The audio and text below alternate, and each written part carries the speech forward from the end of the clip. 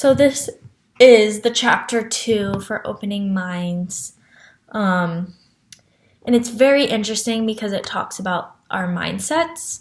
And it starts out the chapter talking about how we are in this fixed mindset where we label people as smart and dumb, and personally I've always thought that I wasn't that good at science and I was always slow at reading, and ever since I've thought that, which was probably very young in elementary school, I've just always thought that, and it's always kind of closed off my mind to growing and thinking that I'm smart in those subjects. So it kind of talks about how we confirm these beliefs in our children by saying, oh, you're so smart, good job.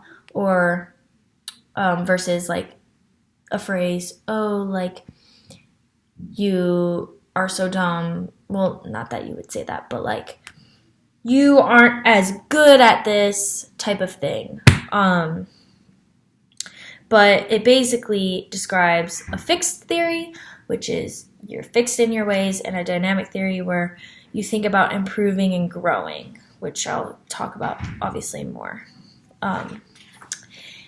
as the chapter goes on. But basically it starts out with these studies where students who are told that they're smart after a test, and there's some students who were told that they worked hard after a test. They're asked if they want to take a more challenging test, and they explain that the test is more yes, I said that it's more challenging, and that it will help you. It's just there to help you improve. That's the reason why you would want to take the test again. And the study showed that the people who are the students who were told that they were really smart and did a good job, they didn't want to continue on because they already were smart and didn't need to improve upon those knowledge. And the people who were told that they worked hard were in this mindset that they wanted to keep going and improve more on what they're doing. So basically, it then goes on to explain the theory of the fixed performance versus the dynamic, and how students in this fixed performance are more likely to, once they do a good job, they're done, they're already smart, they don't need to improve. Or if they get negative feedback, those students with that mindset get negative feedback, they shut down and they're well, I can't do it. But the dynamic is more of a growth where the students want to benefit their minds by either doing, furthering their education, whether they do good or not on any type of performance.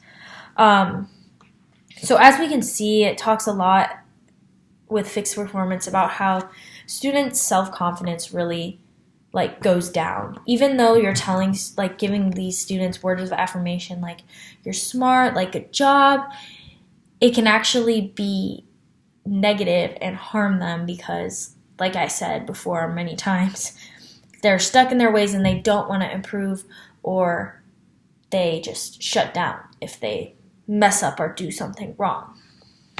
So it basically says that we really should try and form this dynamic thought process in students' brains because it will get them to problem solve more. It will get them to work harder towards a goal, and a lot of other things as well. Kind of some of the ways we can try and do this is when we give children feedback or praise, it needs to be not that it's you were successful or you failed. It was just kind of a very neutral answer that won't stick in their brain and make them think, oh, I'm smart or dumb type of thing. We also need to be careful when we're framing our activities. So it's not like we want to say, or the example it gives in the book, we don't want to say, let's see who's the quickest at doing these problems, or maybe this is going to be hard, so like maybe only some students will understand. Like, you never want to say those things in front of the students because it's really going to set them up for failure later on. And then third thing we need to think about is when we explicitly teach students how people's brains and minds work, we need them to not think, oh, some students, they're like a science brain. Some students, they have an English brain. It's not like that. It's like everyone has something that they can improve on and grow on.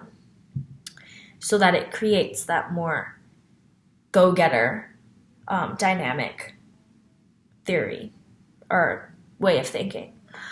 And then kind of the last thing it talks about with the dynamic and fixed is like certain situations, like with relationships. Students are like people who think in more like a dynamic way of learning will, if there's they like to face problems with their relationships because it's an opportunity to grow and change.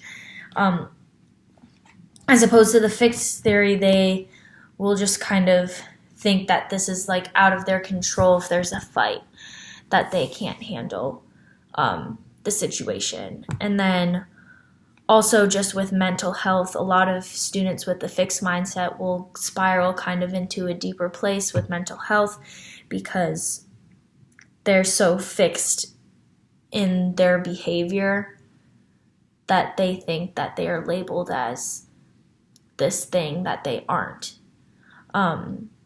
So you just see a lot of common threads between the both. It's just like a growing mindset versus one that just is like fixed. Throughout like any type of situation, whether it be relationships, school, mental health, etc.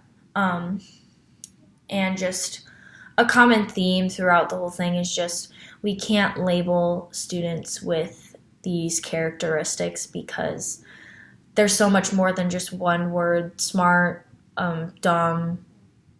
I mean, I feel weird saying that because you would never call a student dumb, but anyways, you get the point. You want to. They're much more than just a simple word or label. So, we need to build student self-esteem by not.